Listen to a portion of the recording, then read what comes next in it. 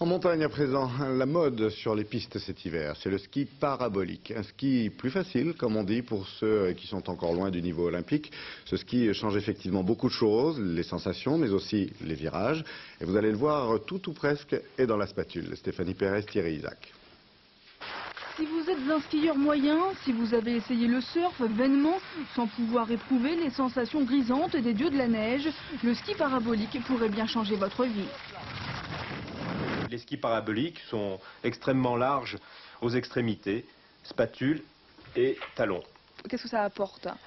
Des sensations nouvelles, des nouvelles prises de quart, des virages coupés.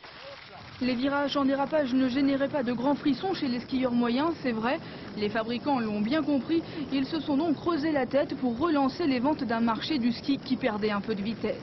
Ce sont les Américains qui ont lancé cette nouvelle technique, qu'on appelle aussi carving pour être à la mode. Les Français ont suivi et les premières réactions des skieurs sont plutôt positives.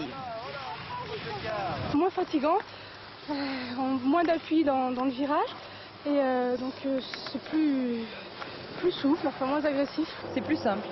Alors vous aimez? Oui, absolument, j'adopte. J'adopte. Alors, mode uniquement commercial, savamment lancé par les fabricants ou véritable évolution technique? Les avis sont partagés, d'autant que le champ du parabolique est quand même restreint. Le ski parabolique a aussi ses limites. C'est-à-dire que quelqu'un qui souhaite faire des traces directes, ça ne marchera pas avec autant de facilité. C'est-à-dire que c'est quand même pour faire des courbes. C'est plus qu'une mode, on va pas dire que c'est une révolution dans le monde du ski, mais c'est une grosse évolution et c'est d'autres sensations.